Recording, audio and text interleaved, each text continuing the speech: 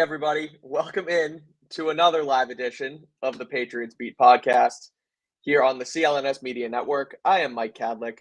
I am joined by 98.5 The Sports Hub's Alex Barth. There's plenty to explain and to get to right now.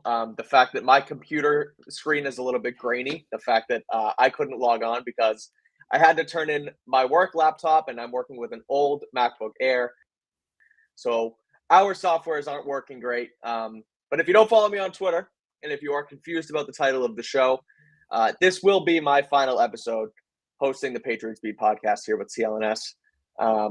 I will still be covering the Patriots in some capacity. I'll still be podcasting, but unfortunately, it is the last one here with CLNS. Today is my last day. So I do want to say a quick thank you to everybody who has followed along, who has, built this thing up, and who has dealt with Alex Barth having his fourth Patriots Beat co-host in a matter of 1 year.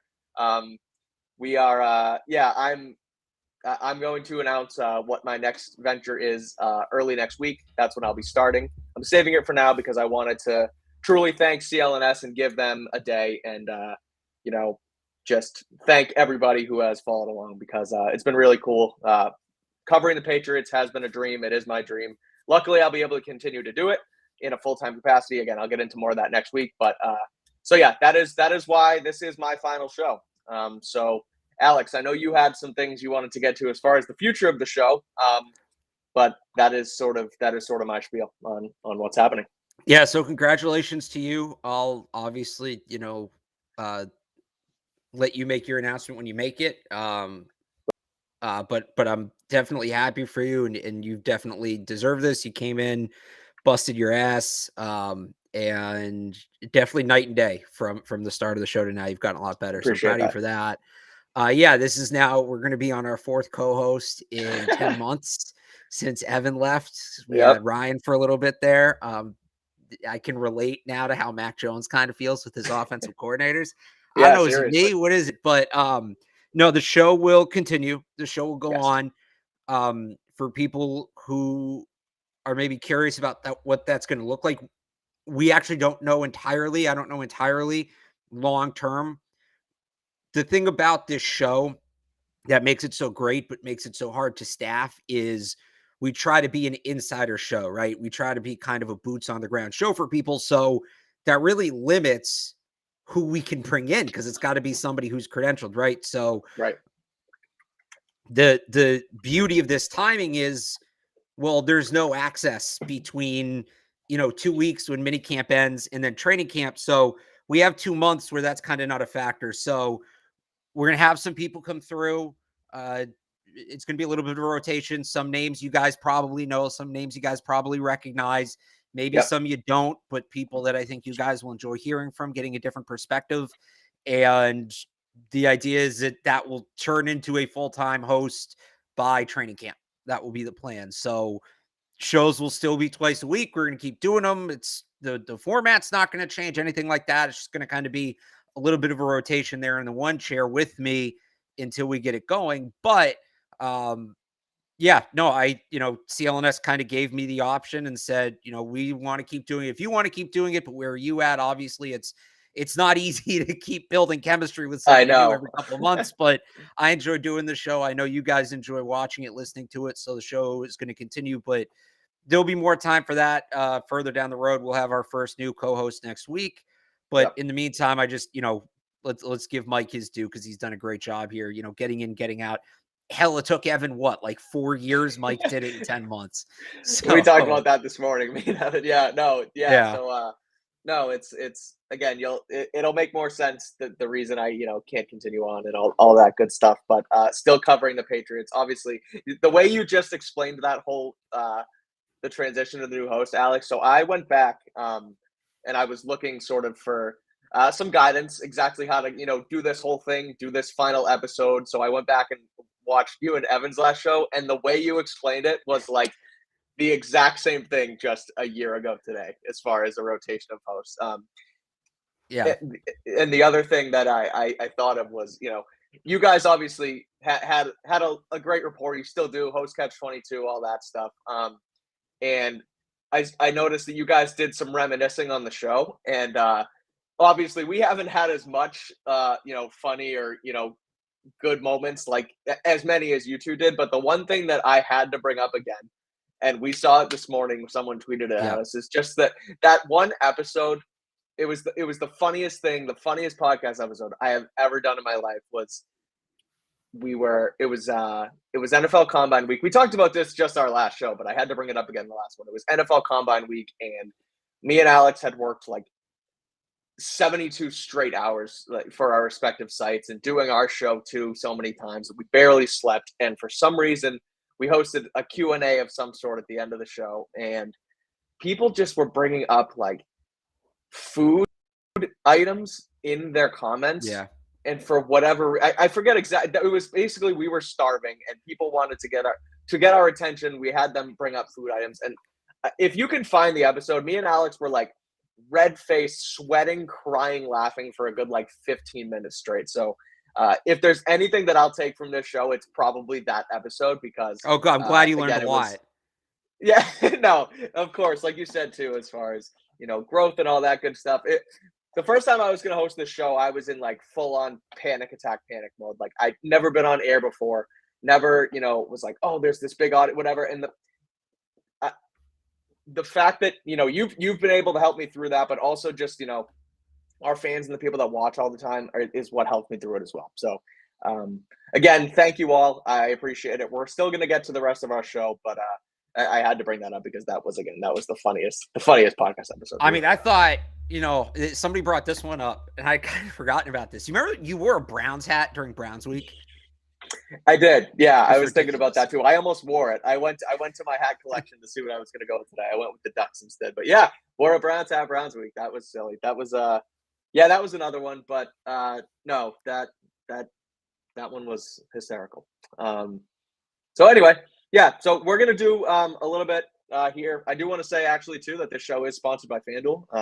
So you can head to FanDuel.com/Boston. You get a no sweat first bet up to $1,000 in bonus bets when you go to FanDuel.com/Boston. Celtics are still alive, still rolling. And you can bet on them at FanDuel. And if you sign up at FanDuel.com/Boston, you get a no sweat first bet up to $1,000 in bonus bets. So that's FanDuel. That's my spiel. I'll end it off with a send-off later too. But let's talk about the Patriots, Alex, and what the heck happened with this OTA situation. Because at the end of our show on Wednesday, we debriefed and talked for a good 3 minutes, just, talking about, our next show and the fact that I was leaving or whatever. And basically the second we signed off, it came out from Mike Reese that the reasoning of the Patriots OTAs and, what had happened. And I think they were waiting for us to get off Patriots. That's my big time podcast jinx. Yeah, they didn't want us to cover it live on Patriots Beat. So, but yeah, it comes out that the Patriots broke some rules. They were violating OTA rules. Bill Belichick ends up getting fined $50,000. They get 2 practices stripped from them. They'll be back Wednesday, but it also comes out that Joe Judge was heavily involved, and it was a special teams meeting that was the reason that they were docked. So 20 minutes over schedule, and the fact that the schedule did not clarify that it wasn't a mandatory need, or wasn't. They didn't clarify that it was optional. Was basically the gist of what the violation is. So in my opinion, it feels kind of really steep for what it actually entails. But I guess I wanted to get your thoughts overall on what exactly happened and, the big deal. And again, it's just the thing that irks me is that it's Joe Judge that's at the center of it. Because last year was such a disaster with what happened on offense. And it felt like they turned a new leaf with Matt Patricia. Joe Judge, fine, they give him the option to stay, and he does. And now he's already ruining this season again, and we're still not even in June yet. But let's hear it from you.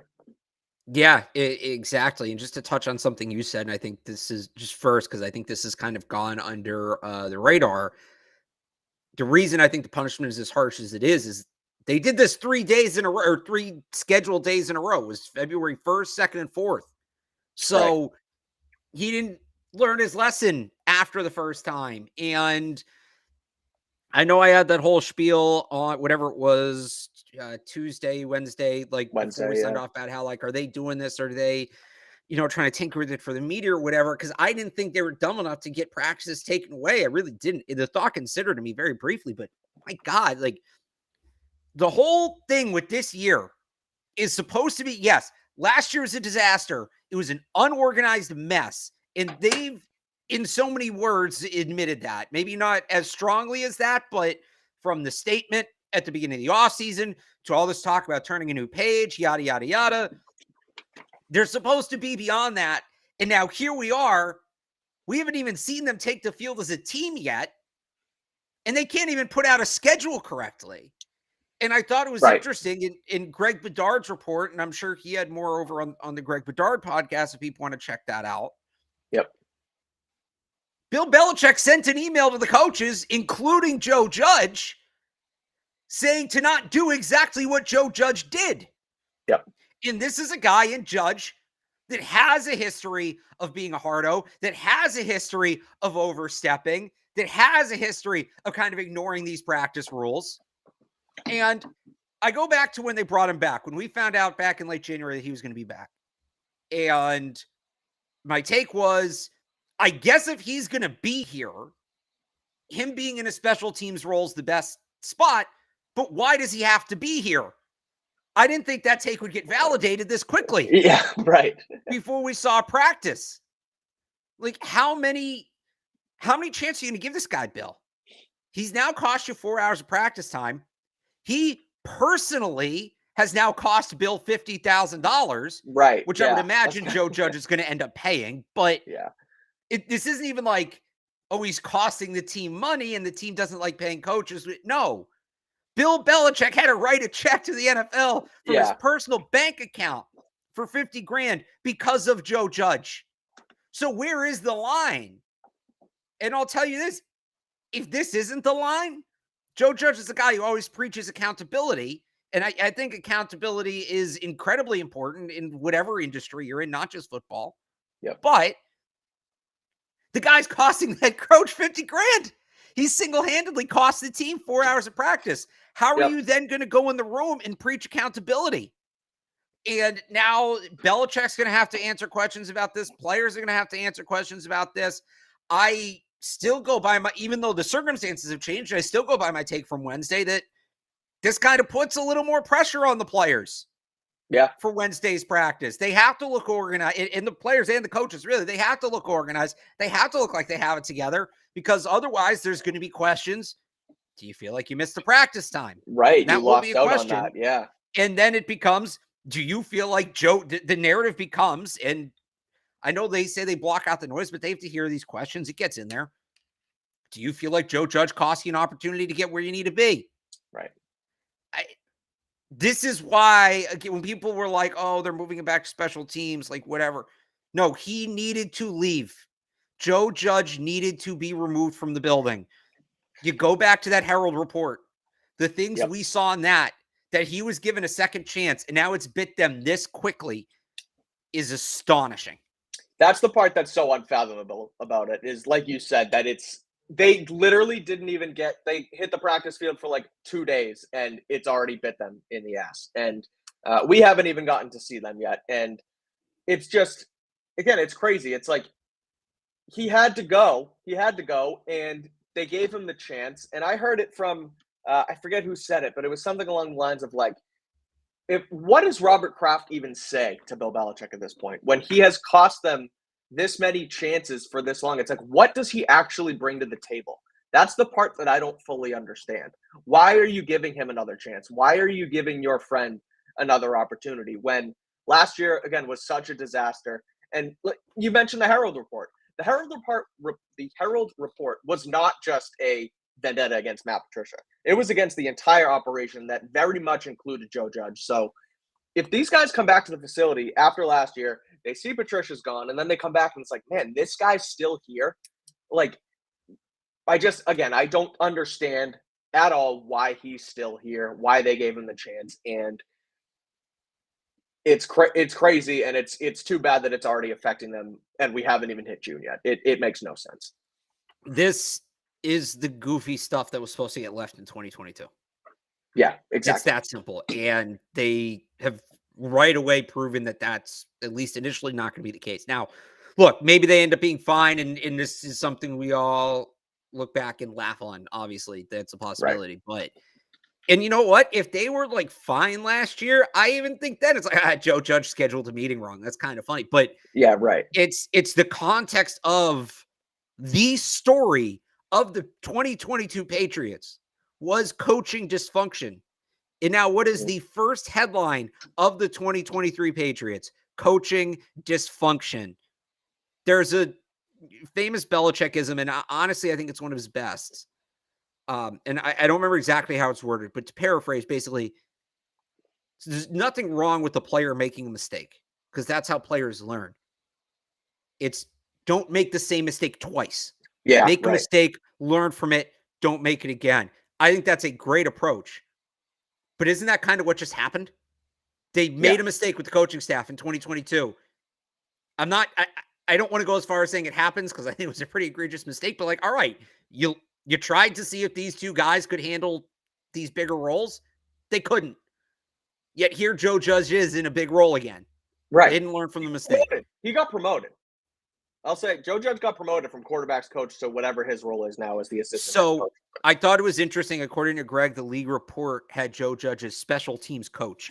Yeah. I don't know what that is. That head of special teams coordinator? Is that behind special teams coordinator? Like it'll be interesting to find out how that's structured. But when do they normally do that? When do they normally send out the coaching assignments? I think it's usually like right before training camp, leading up to training camp. Yeah. Okay. I always forget if it's one of the days leading up to training camp or one of the days leading up to spring practices, but here we are leading up to spring practices. Yeah. We don't have it. So I'm going to assume training camp. Yeah. Maybe we get it before Wednesday, but so yeah, that's sort of where things are at as far as OTAs go. Let's talk about FanDuel really quick. And then we'll get back into, again, what we can expect from this team moving forward. We can talk again about what we can look forward to on Wednesday, especially because, again, we kind of ended last show with the what to look forward to. But, again, the fact that, and you mentioned it, they have to look good now because if they don't, it's like, oh, well, you cost yourself 2 practices and now you still look like crap. Like, it's fascinating, and I'm interested to see what we can see. But First of all, what you should do right now is go make a fast break to FanDuel during the NBA playoffs, because right now new customers can get a no-sweat first bet up to $1,000. That is $1,000 back in bonus bets if your first bet does not win. FanDuel, the FanDuel app is super safe, secure, and easy to use. It's different than all the other apps because everyone's in dark mode now, but FanDuel's in bright mode, and I like that because, frankly, my eyes are bad. But there's also you get safe, super secure, and easy payouts. And there's great promotions every day. The app is super simple and makes a ton of sense. So that's awesome. You can go and bet the Celtics right now.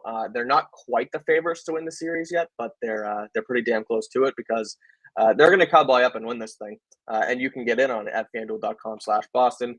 Visit FanDuel.com/Boston and get a no sweat first bet up to $1,000. That's FanDuel.com/Boston. FanDuel, the official sports betting partner of the NBA and the official sports betting partner of CLNS Media. There's no better place to get on the action than FanDuel, America's #1 sportsbook.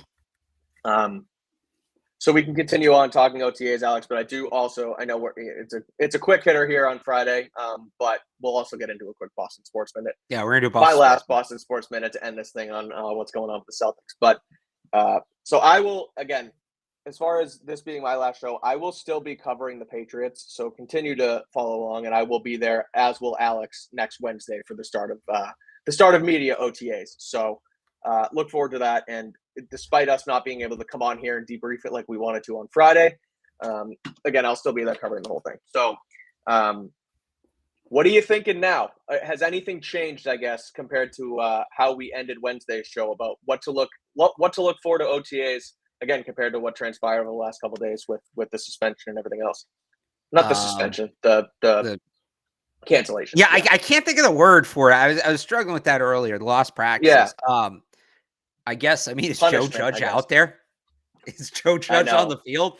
No, yeah. It's still pretty much the same. How are they splitting up the quarterback reps between the first and second team? Is it really quarterback competition? Who's playing where at tackle? Who's playing where at safety?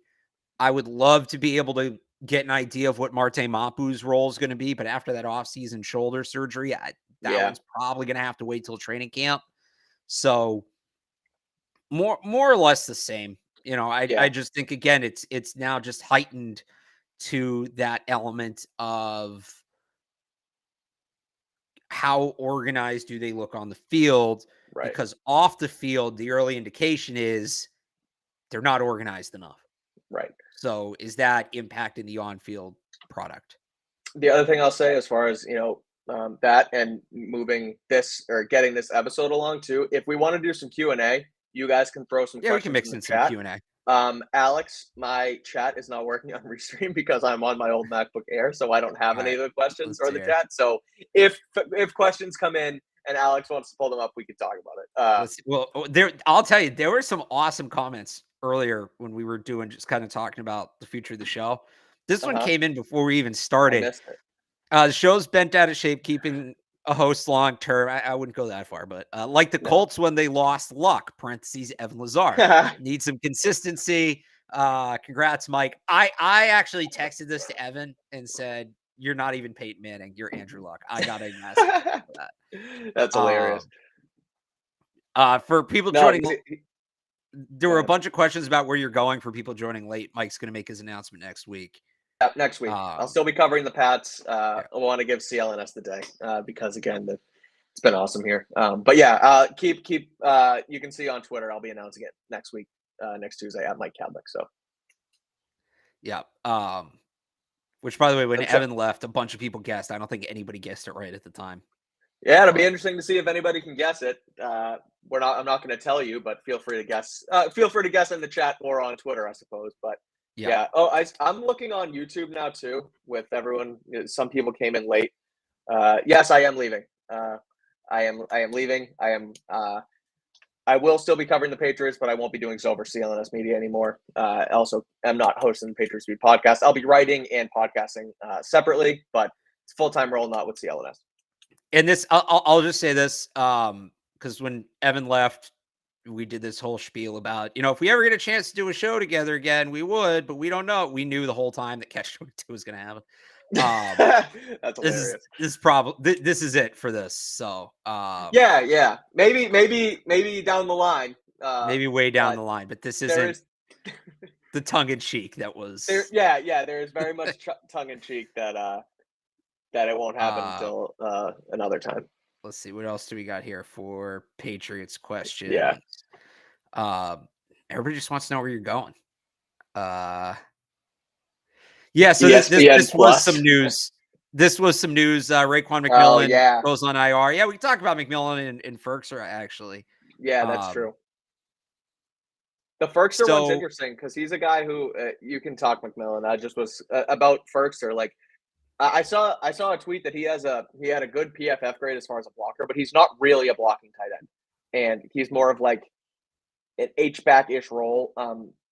But I don't think it helps their need for blocking tight end in the long run. Like, he's better than Hunter Henry and Mike Gesicki, but it's not like it's not, obviously Gronk is an extreme example, but it doesn't fill their role, what they need for a blocking tight end, in my opinion. So, on Ferkser, if they want that true move tight end, hybrid tight end fullback, Ferkser's. We talked about this a couple shows ago. Somebody asked if they're going to bring back a fullback. I said if they're going to, it's going to be a Kyle Juszczyk type. They didn't have the guy on the roster. Now they do. But he's not. If they just want that, road grading, run blocking tight end, I still think it's Johnny Lumpkin. On Raekwon McMillan, it's a bummer. I was super excited when they signed him. I do think he is a good player, but he can't stay healthy, and it's unfortunate for him. He's had 2 torn ACLs, now a torn Achilles. I feel for the guy, I do. But when he's healthy, I think he can contribute. But if you can't count on him to be healthy, you have to move on. The good news is their linebacker depth got like sneaky deep over the offseason. Yeah, I know. And they brought back Mac Wilson. They still have Jelani Tavai, so those are come in, penciled in as your 2 backups behind Juwan Bentley. Marte Mapu could very well figure in the middle linebacker rotation as well. I think Chris Board, although he's primarily a special teamer, will give you some snaps at middle linebacker. And I still have Terez Hall, who will probably hang around on the practice squad. So they're okay without Raekwon McMillan, but just as a fan of his game, it sucks to see him go. Yeah, fan of his game, and then it's also like you said, it's tough about you can pull that up too. The injury luck Yeah. is just too bad. Like it's just too Yeah. bad. Couple torn ACLs, now an Achilles. It's like just stay healthy and you're pretty good, but yeah, it's tough. So somebody asked if we can assume Gerard Mayo will be the next head coach. Who's the next GM? This is a really good question. Yeah, it is. I think it has to be Matt Groh. He's essentially doing the GM job right now. The only thing would be, how much longer is Belichick here? If he's here for a couple more years and Matt Groh gets a shot to go truly run his own show somewhere else, does he get a wink, wink, nod, nod kind of deal like we think maybe Gerard Mayo got? Does he go for that other opportunity? I think Matt Groh's the most logical candidate. I think he should be the next candidate, but if it's next year, that's an easy transition. If it's 3 years from now, who knows if he's going to hang around that long? Well, that's a good point because, like you said, it should be him. He's done a great job and he's effectively doing the job now. But if there's no wink, wink, nod, nod, he's not a general manager. So it's going to be up to him probably as long as he wants to wait around because Caserio ends up leaving for the promotion to GM with the Texans. So I could see something similar happening to Groh if they don't have the succession plan in. Like if Belichick's still here, he's not going to give away the GM title, I don't think. And so, again, if Groh wants to leave prior to that, then that'll be up to him. But should Belichick leave and they need a GM, I think it's Groh. Yeah. What are the chances Patriots get a top 10 pick next year? I think it's low. They're not going to be that bad. I think they're going to be pretty good. I do. So last year there were some 7-10. I think the 9th pick was a 7-10 win team. So maybe they get as high as 9 if things really don't go well, but I think they're going to be more or less in that range they were last year, that 10 to 15 range. Right. Which, by the way, it's a good quarterback class, but you're not trading up to 1 from 9. I've seen people be like, well, if they just sneak in the top 10, they can trade up and get Caleb Williams. You look at what the Panthers just did, different class. Yeah, Caleb Williams is not. Caleb Williams would have been the unquestioned number 1 quarterback in this past class. Remember, went through his Bryce Young, then it was CJ Stroud, then it was Anthony Richardson. Reddit tried to tell us it was Will Levis. Yeah, great job listening to Reddit. And then it obviously, as it usually does, circle back around to Bryce Young. We would have had none of that conversation had Caleb Williams been in this class. And frankly, I don't think that pick gets traded. I think if Caleb Williams is in this class, Kyler Murray's the one who's getting dealt, not the pick. Yeah. So you're not moving up from 9 to 1 in this class. No, I agree. Again, no, it's similar to like I feel like again, don't cross sports, but like Wembanyama in the NBA, no one's going to trade that pick. It's just going to be they're going to take. I don't know that he's quite on that level. I also I don't either. But I think Wembanyama might be bust. Wow. I mean, how is he going to meet the expectation? So when I say that, like he could be a decent player, but the expectations are massive. The last person to meet those expectations was LeBron. Nobody else has done it. So what does Wembanyama have to do? Like if he wins 2 MVPs in 1 ring, he's a bust. That's a bust of a career, the way this kid's being hyped up. The other thing is, these guys are like 7'4", 200 pounds. Doesn't generally go great for them. No, I know. You look at, what's his name? The dude from Gonzaga that Oklahoma City drafted last year, Chet Holmgren, broke his foot like right away. Didn't even make it to training camp.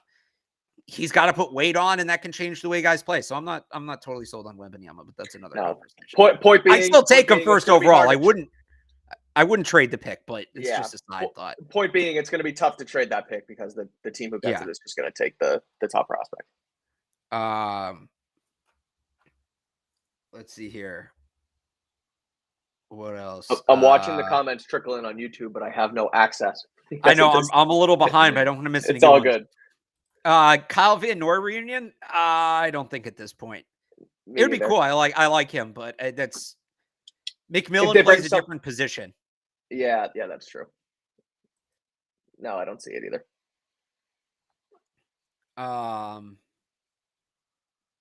What else do we got? Miles Jack or Rashawn Evans? You interested in either one? Is Miles Jack unsigned? I thought he had signed. I like Miles Jack. Wasn't he with the Steelers at one point after Jacksonville? He is unsigned. Now, he would be an interesting guy to sign. I thought he went back to Pittsburgh. He can give you some of what Raekwon McMillan can give you.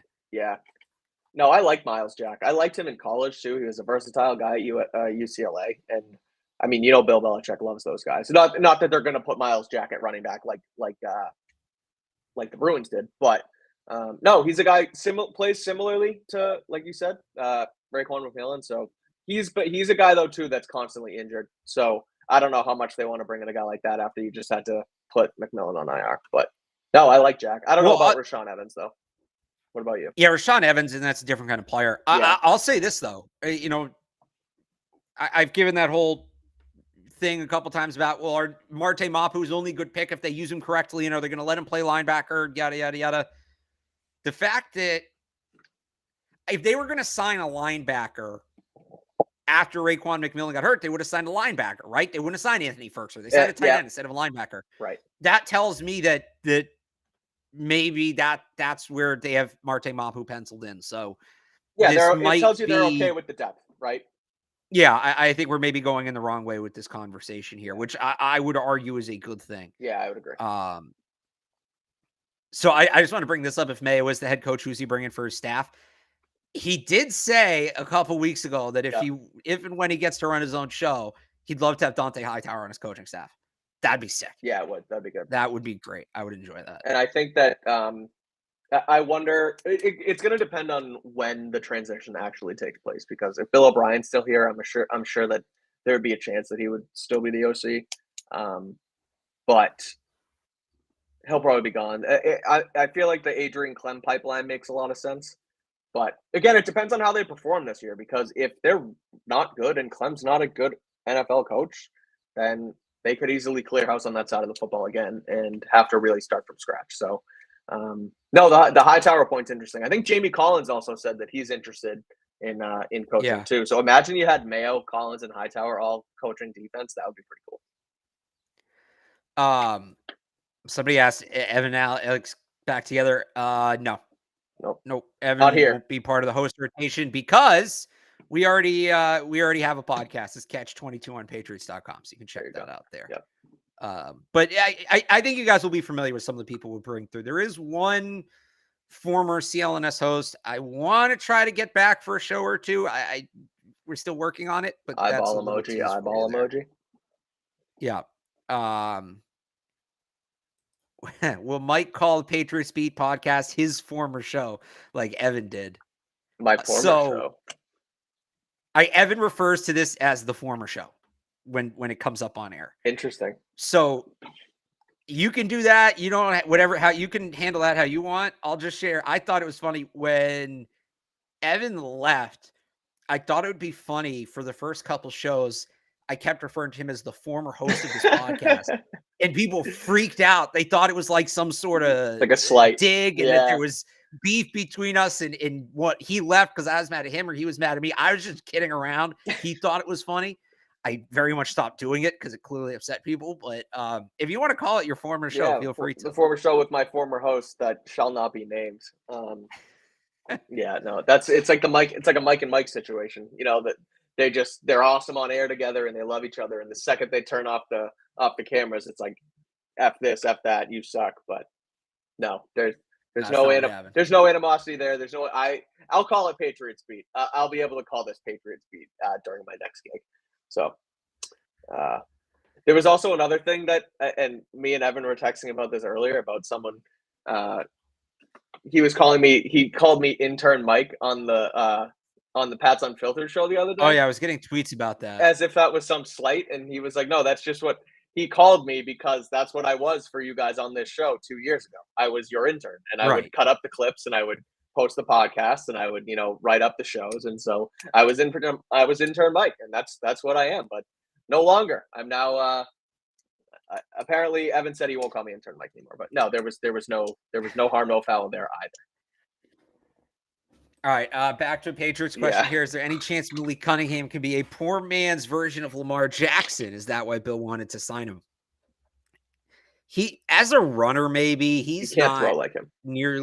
He's not nearly as advanced as a passer, and he's older than Lamar was coming out. He might be, I don't think he's like a year younger than Lamar. Let me look at this, but he's only 4 months younger than Mac Jones.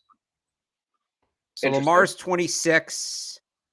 Lamar just turned 26. Cunningham turns 25 in October. So they're like almost the same age, even though Cunningham was 4 years behind him at Louisville. He needs to develop as a passer if he wants to be a poor man's Lamar Jackson. Yeah, I wouldn't go that far. Like, he's a project player. They can do some maybe package stuff with him as a runner right now. But yeah, he's got a long way to go as a passer. What do you mean by poor man's version of Lamar Jackson? Do you mean like a starting caliber version who could run the same offense isn't quite as good, or like the guys they have in Baltimore who back Lamar up, and there's a reason they're backing Lamar up? I think he can be that guy. Yeah. I don't know that he's ever going to be a guy that's like an unquestioned starter, though. No, I would agree. I'm interested to see what they do with him in a role here, though, because, again, he has an outstanding running skill set and can do more than just have to be a pocket passer. So, like, he can play in the NFL. He has NFL skills that aren't throwing the football. Yeah. Anybody else got Patriots question? Everybody's just wondering where you're going or who's next. Tuesday. Turn on my tweet notifications. Tuesday after Memorial Day. You'll find Why out. Tuesday? Oh, because Monday's the holiday. Yeah. Oh, so the place you're working next has holidays off.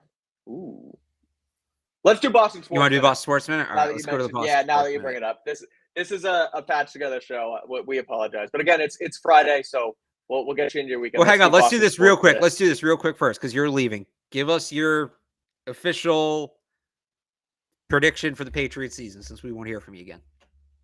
I think they will go 11-6. And then, again, that's right now. And I tweeted this out a few weeks ago, and I'll retweet it. But I tweeted out their schedule with a win, and a loss, and a win thing next to it. Just, off the cuff where I think they'll be at.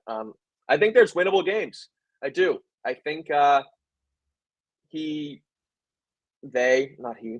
think they have games that they can win on the schedule. I think that it all hinges on Bill O'Brien and the offense because their defense is going to be very, very good. So yeah, my prediction for the season is 11-6. I think that gets them into the playoffs, but it'll be tight because I think the AFC is really damn good. And my other projection is that the Jets win the AFC East. So if Buffalo and the Patriots make the wild card, that might be the case. I want to bring this one up too. I meant to bring this up off the top of the show when we were talking about the punishment. Did you see? I didn't hear this. So you didn't see what Devin McCourty tweeted? No. So somebody tweeted and I wrote about this actually on 985thesportshub.com. People can go check it out there. Somebody, Devin McCourty, Matthew Slater at the game last night. There were a lot of Patriots there last night. Bailey Zappi was there. Jalen Mills was there. Miles Bryant was there. But there was somebody tweeted a picture of Devin McCourty, Matthew Slater sitting next to each other when it was up on the video board. And McCourty quote tweeted the picture and said, "Taking advantage of Slate's extra days off, LOL." So really kind of throwing shade at the team. Yeah. And look, Bill Belichick, there's a Rodney Harrison story that when he started doing media, Bill Belichick told him, look, if you got to rip me, you got to rip me. That's your job. But Devin McCourty right away in retirement, that's a dig. That's a pretty good dig from Devin McCourty. I'm happy to see him do that because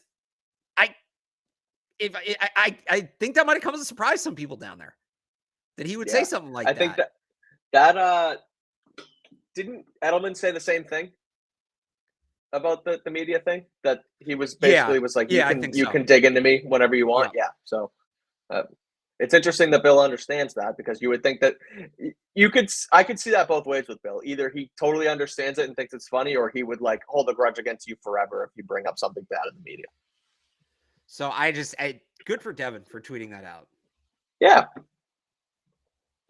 All right. I think that wraps it up on the Pat stuff. Yeah. Again, I'm looking at the YouTube. I said it 3 times now, but you'll find out on Tuesday where I'm going. I'll still be reporting on the Patriots. I'll just be able to do so not part-time like I was here. I grabbed a full-time opportunity. And again, I'll get into it next week, but I want to thank you all, and I'll get into it after our Boston Sports Minute. Yeah. If I can pull up the background, I got it. Let's see if it works. You got it? Okay. Yeah. Oh, there we go. All right. Boston Sports Minute.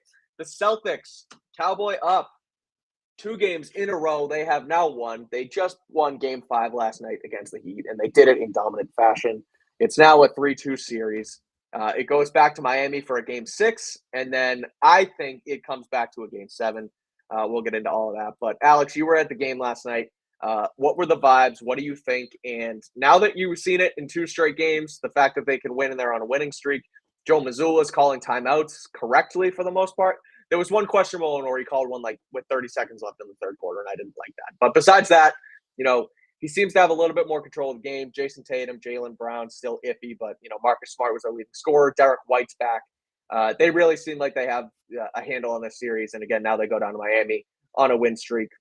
What do you make of it? And we're not going to be able to recap Game 7 if it happens. So we need your final prediction on what happens for the entire rest of the series. Well, no, I'll be here. I'll be able to do it. We're going to keep doing the Boston Sports Minute and the College Football Minute with whoever is next. I'll be in the comments. Yeah, I said this on the last show. That was the chance to flip the momentum. Game 5. I think all of the pressure, and I have a column up on this on 985thesportshub.com. Mm-hmm. All of the pressure is now on the Heat in the short term. Look, if the Celtics get bounced by an 8 seed, they got bounced by an 8 seed, and they'll face tremendous criticism as they should at the end of the season. But the reality is they've known that. They fell down 3-0. They should have prepared themselves for that reality. Now, all of a sudden, the Celtics are the underdog and the Heat are in the spotlight. Nobody was counting on the Heat. They were a plucky 8 seed that, hey, they knocked off the Bucks and they blew out the Knicks, but this series was about the Celtics. And then it became even more about the Celtics when they fell down 3-0 in this massive collapse. Nobody was talking about the Miami Heat. Right. Now, all of a sudden, it's no longer are the Celtics going to get swept out by an 8 seed.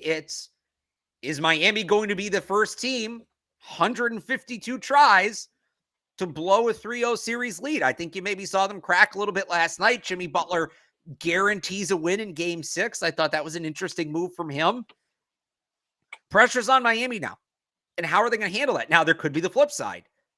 The Celtics, and Jaylen Brown, Jason Tatum talked about this last night. They said being down 3-0 helped them thrive. Jason Tatum said it allowed them to play more free, more relaxed. Well, all right, so they played well when they were doubted. That's great. They're not as doubted anymore. Does what's become comfort in being down 3-0 become complacency? That's a fair question. Yeah. But all of the pressure now is on Miami. For the first time this series, I think you could argue for the first time in this playoffs, no pressure on them against the Bucks. I don't think there was any pressure on them against the Knicks. I mean, that series as a whole kind of just flew under the radar. Yeah, I don't think I watched a single minute of that one. I watched, would it go 6, whatever Game 6 was. I watched the last game of that series. Yeah. Now the pressure's on them for the first time this playoffs. How do they respond? And they're down their starting point guard, who Gabe Vincent was a massive loss last night. You would never think you'd be saying that in the Eastern Conference Finals, that losing Gabe Vincent is a massive loss, and that's exactly what it was. So are you going back to Gabe Vincent on a bad ankle? Are you rushing back Tyler Hero with a broken shooting hand? Do you stay with Kyle Lowry, who looks absolutely gassed? Yeah. They're in a tough spot right now. Yeah, they are. They're in a really tough spot, I would argue, because, again, it's not to take anything away from the Celtics if they lose this series. If they lose it, they should get criticism. But we've known that. That narrative's been there. They already got all that criticism after Game 3, right? Nobody wanted to wait. Right. Now it's kind of on Miami to finish them off. Because, boy, if you can't win Game 6 at home, we've seen what the Celtics look like at Game 7s in TD Garden. We saw what they did to the Sixers. Massive, massive amount of pressure on Miami. For the Celtics, all right, you lose, you're dead. You already were dead. You were dead 5 days ago after Game 3. You lose if you're Miami. Oh boy, now you have a chance to make history, not in a good way. This feels like Game 7 for Miami. Yeah. If they go down, I don't see them coming back here and winning in Boston. And that would just make it ridiculously anticlimactic from the Celtics point of view. When I was watching the game last night on TV, there was a stat of what, it's 150, 150. Is it 150 exactly series, or what was it? 151. 151. And so 151. I saw that 3 of them have gone to Game 7. And that is just such a tease. The fact that a team wins the next 3 and then ends up losing the Game 7. Well, but here's the thing. Of those 3, the team that was coming back was the road team in Game 7. The Celtics, if they win, would be the first team to go down 3-0 and force a Game 7 at home. So you're right, it's a tease, but at the end of the day, it was all underdogs losing as they were supposed to. This one's a little different. Yeah, that's a fair point. But yeah, again, the Celtics are just so clearly the better team. And I think we disagreed on that at the start, but I just think these last two games, you really see that when they're on, there's no one that can beat them. And I just think, and I hope that continues on, especially tomorrow night. And again, if they can do this, it's funny when it started and when they went down 3-0 and the Kevin Millar pictures and the memes and the videos all come out. I mean, once it happens, or that was before they even won Game 4, and it felt like such a pipe dream, but everyone was kind of rallying around it. Now it feels very, very real that can be the case. Well, that's what I'm saying. Like the Game 4 win doesn't make it real. The Game 4 win is congratulations. You absolutely had to play your best game of the year, and you did. Right. You dug deep and emptied the tank. Well, now that the tank's empty, can you do it again? That's what Game 5 was. That's why that's so significant. Right. So what's your prediction? Celtics in 7. Wow. What I think, and I know I picked Heat in 7 on the last show. Yeah. Where I may have overcalculated was, and I've obviously talked a lot about my respect for Jimmy Butler and not just his talent level, but the way he plays the game. But what's done the Heat in the last couple of years, it did him in last year in the Eastern Conference Finals against the Celtics. It did him in 2020 in the Bubbles final against the Lakers. Jimmy Butler does so much and he plays so hard and it's awesome, but he gets gassed.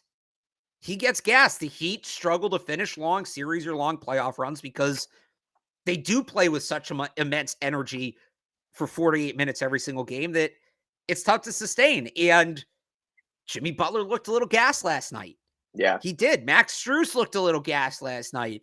Bam Adebayo got it going in the second half, but in the first half, he was, short-arming a lot of shots. Yeah. What it took the Heat to win those first 3 games, I think is maybe starting to catch up to them. Yeah, I would agree. So it's exciting. It's good. There's things are happening in Boston. So it's they didn't go out completely floundering. So I guess that's a plus. It's going to obviously be disappointing if they don't do so, but they made it interesting. That's all that matters. So with that being said, I think that's going to do it here for us on Patriots Beat. I do want to quickly say before I finish this thing off, and I can't seem to find it on here, but we are powered by FanDuel. Here we go. FanDuel, it's America's #1 sports book, and you can get a no-sweat first bet up to $1,000 in bonus bets when you go to FanDuel.com/Boston, so make sure you do so. That's my parting wish for you, is to go to FanDuel.com/Boston and get your no-sweat first bet up to $1,000. Put it on the Celtics if you want. Do whatever you want with it, but again, $100,000 up to $1,000 in bonus bets if your first bet doesn't win at FanDuel.com/Boston. So that is that for us.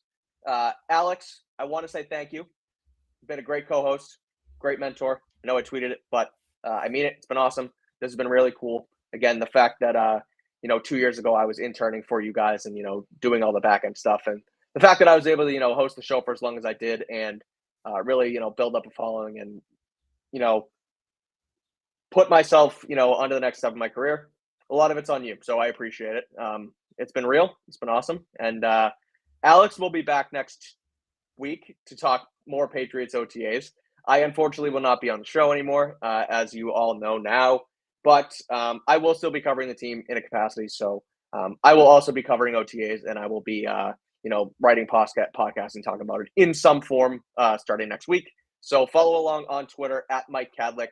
I want to thank you all for listening all the time as well, because, the fact that you guys listen and, keep this show going is also another reason why I'm able to, continue on in this career. So that's my send off. I appreciate it. Follow Alex on Twitter at Alex Barth. Read all of his stuff as well. Alex, do you have anything else before we sign off?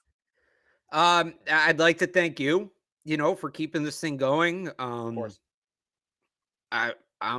I say this all the time. I'm super proud of what the show has become, and really going back to me and Evan's Celtics coverage when we started in 2018. I don't know how many Celtics fans were aware of it, but did I just say our Celtics coverage or Patriots coverage? going back to me and Evan's Patriots coverage in 2018, I don't know how many Patriots fans were aware of CLNS. I know Celtics fans were, but I'd like to think that we kind of built this into a place that Patriots fans can go to get coverage, a certain kind of coverage you're not going to get anywhere else. And obviously, Evan leaving, you risked that kind of going away. And again, I'm proud of what we built here. And I mean, not just me and Evan, everybody else behind the scenes at CLNS and John Zanis and Amit and Guy and all of them, Nick Gelso, obviously. But, it was kind of teetering a little bit. At least this podcast was. I'm not going to speak to the overall Patriots content, but this podcast was teetering a little bit. And I feel like you were able to kind of come in and get the tone of the show right away and figure it out and get us back on track. So, I appreciate you for taking the show seriously and for putting in the work that comes along with the role, because I know it can be a little demanding at times and people don't see how the show's done behind the scenes. Mike does 99% of the behind the scenes work on the show. Really, it's basically my extent is basically picking the time of the show when Mike texts me to remind me I need to pick the time of the show. So, I'd like to thank you for taking the show seriously and professionally and all that, and obviously having fun with it too. But, keeping it going. You had massive shoes to fill. Don't tell Evan I said that. Nobody told Evan I said that. Evan's listening, block his ears. Yeah, you had massive shoes to fill, and I would say you did them admirably. So certainly a 2021 Mac Jones-esque performance from you. And you're getting out before we get to the 2022 one. So good job. Yeah, and congratulations to you on a well-earned new gig. Thank you, Alex. I appreciate that. I appreciate the kind words. It's been awesome. It's been fun, and it's helped me as well. So it's been a blast. I appreciate you guys all following along, and that is that. So Alex will see you next week. You guys will see me on Twitter and around the Patriots as well. But until next time, thank you all so much, and see you soon.